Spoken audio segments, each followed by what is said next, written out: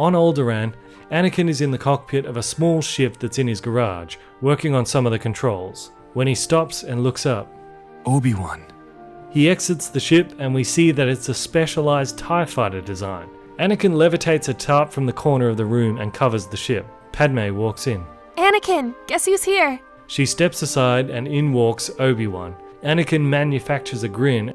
I could sense your presence. So you haven't gotten rusty then? Well, maybe a little bit. Obi-Wan turns to Padme. You're looking well, how's the youngling? Pushy. Obi-Wan smiles and turns to look at the TIE fighter.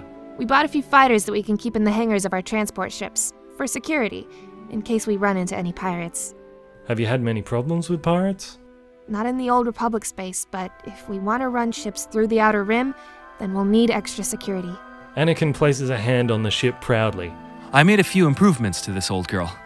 Independent targeting. Hey, why don't we talk around back? They walk outside and they have a seat overlooking the view of Alderaan's capital. Obi-Wan looks at Padme as she walks inside, cradling her stomach, and he begins rubbing his chin anxiously. Anakin. The unborn child. He makes an impression. There's something special about him, isn't there? There certainly is. There's so much force energy around the child, it's actually hard to sense anything past it. Do you even know if it's a boy or a girl yet? I can't tell. I think it's a boy. I was leaning towards a boy too. Have you had the med droids take a look?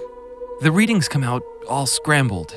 I told Padme that's not unusual for children that are force sensitive. But not to that extent.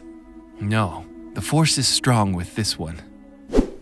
Okay, this might seem like a weird minor plot point, but it's actually going to be very important for what happens later on. Because Padme is pregnant, as we all know, with both Luke and Leia, who are both force sensitive to varying degrees. So there's actually a double amount of force energy around them as they normally would, because there's two instead of just one. And this creates kind of like a wall that's hard for anyone to see past. So Anakin and Obi-Wan think that it's one kid with twice as much force power rather than two kids with the normal amount of power. And they think it's a boy since Luke is a little bit more prominent in the Force, so they can sense him a bit more. But the important thing to remember here is because of this, Anakin doesn't know he has a daughter. He knows he has a son, but he doesn't know he has a daughter. And he won't know until that moment in Return of the Jedi.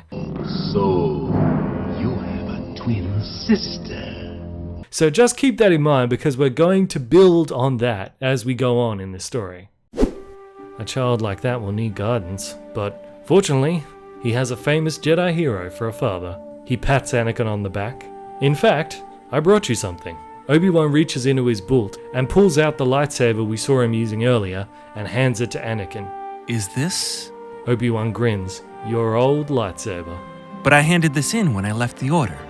I managed to reclaim it before it was passed on. You've been carrying this with you all this time. It's been useful to have a second saber available. Anakin runs his finger down the familiar handle. Right then, Padme comes out with a few drinks. I thought you might be thirsty. Is that? Anakin grins. My old lightsaber. Wow. She puts the drinks down. Huh. I thought your lightsaber was destroyed in the Black Sunset. It was, but I used to carry two. You remember? Yes, but I remember when you came back from capturing Maul, you were down to one lightsaber. Capturing Maul? Oh, that's right. Can neither confirm nor deny. I understand. She half turns to leave, but then turns back. It's just that if you had two sabers and lost one on a mission and the other at the Black Sunset, then where did that come from? Anakin nudges Obi-Wan playfully. See? She still has the mind of a spy. Doesn't miss a thing. A spy? Of course. Can neither confirm nor deny.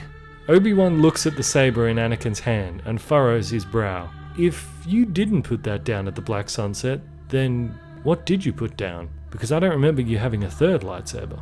Anakin swallows. No, I didn't. I think... Oh, I remember now. The Chancellor's messenger came and got us before my turn came, so I never got to put this down. Padme flinches as the baby kicks. Oof. I think I better lay down for a while. She walks back inside. You know what? I don't know if I can keep this. He goes to hand the lightsaber back to Obi-Wan. Why not? You could give it to your son one day. I'll teach him to make his own when the time comes. But just in case I'm not around to do that, then perhaps you can give it to him for me when he's old enough. Your father wanted you to have this when you were old enough. Obi-Wan reluctantly takes it. Now, if I know you well enough, old friend, and I think I do, you're here because you're in trouble, and you need a ride back to Coruscant. And I also sense that you have something that you've been holding in since you've got here. You're not rusty at all. It's about the Chancellor. He's not what we thought he was.